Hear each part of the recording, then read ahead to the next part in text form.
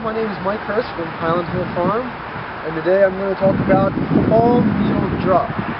The fall needle drop happens to all evergreens, regardless of what kind they are, and usually it's found on the interior part of the tree, such as this right in here. Usually, all evergreens lose about 1/3 of their canopy every year. Most people don't see it because it's happening on the inside part of the tree. But regardless whether it's hemlock or a holly, a cypress or an arborvitae, a spruce or any of the pisceas, they all have this fall needle drop. Usually what happens is, like, again, it does fall on the inside, and sometimes when we dig it up out of the ground, they experience abnormally more fall needle drop than what they would do if they weren't in the ground. This is due because of the stress they have when they get dug up out of the ground. Since the roots have been cut when we dig them, there's not as many roots in the ground to support the foliage up top, so that the plant does not get as much water as it normally does. Therefore, the plant has to get rid of certain parts of the tree, and that's usually the interior parts. You can look at that and say, oh, it's very bad, my tree's turning brown, but it's actually a good response. It's better than having a part of the tree or a branch die off or any, like, all the lower parts dying off. It's much better than that.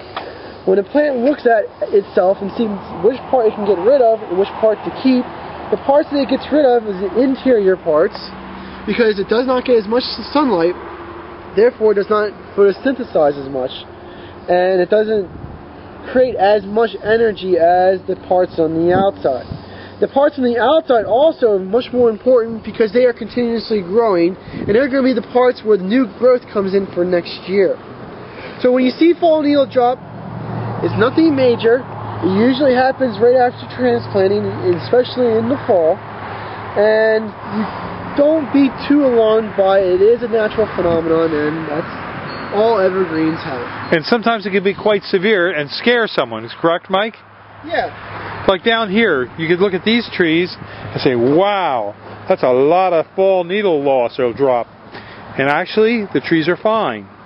They will grow through this, and they will fall on the ground and become the mulch for that tree for next year. That's right. Okay, well, thank you very much. And you can see over here, here's a holly, and you can see some of the yellowing there, and that's doing the same thing. It's got some needle loss. Nothing to be concerned about. We're here at Highland Hill Farm on Route 313 in Fountainville, PA. I'm Bill Hurst doing the photography. I own the Highland Hill Farm.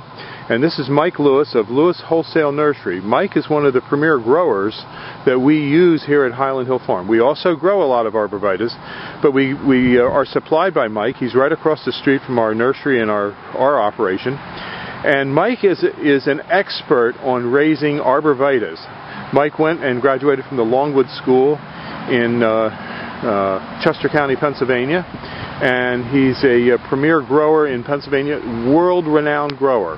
I shouldn't say that, but that is the truth. Everyone in northeast Pennsylvania and the eastern seaboard who raises arborvitaes and nursery stock knows Mike Lewis here. So he's well known, and he's going to talk to you today about arborvitae trimming and how to trim them properly. And these are small arborvitaes, a Zebrina, green giant, and an emerald green. Okay, Mike. All right, what you want to do with your arborvitae is, when you prune them, you want to encourage them to have a single stem. Just one stem coming up out of the middle, like right here. What you want to do is knock back some of these extra stems. Here in the Northeast, we get a lot of wet, heavy snow, and if you have too many stems, they have a tendency to pull apart. Most of the time, they'll spring back, but sometimes you might get some breakage.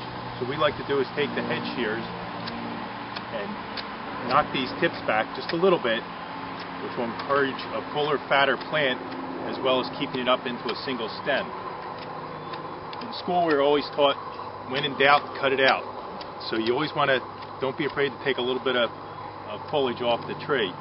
Here, none of these plants, branches will come up into a single stem anymore, or into a multiple stem. You cut them back, this stem will dominate. Here on the green giant, we're going to do the same thing. This is a fairly full plant, so we're just going to tip it back all the way around to make a nice, fat, heavy plant.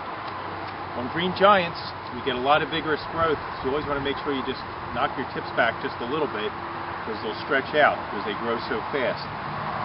On the emerald greens, it's a much fatter, fuller plant, so you don't have to shear them nearly as hard. Just tip them back, go around the plant, and again, you have a couple little stems developing here.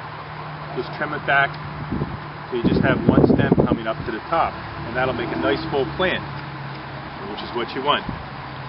Okay. That's it. Have a good day at Highland Hill Farm. Okay, thank you very much, Mike. We'll see you. Highland Hill Farm on Route 313 in Fountainville, PA. And we have a lot of other types of hollies for you.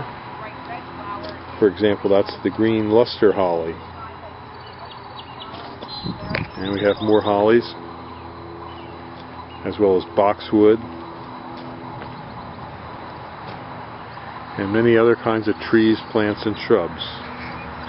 We're growing on a couple hundred acres here in Fountainville, and we also have a couple thousand acres in Milan, PA, and Bradford County. We deliver and plant up and down the East Coast, so call us for your tree and shrub needs at 215-651-8329. Again, this is your Helleri holly foliage right here. A nice little plant. On cypresses, the emerald green is a great plant for creating a barrier. The problem with the emerald green is it is not deer resistant. It'll grow to 10 to 15 feet with this real beautiful emerald green colored foliage.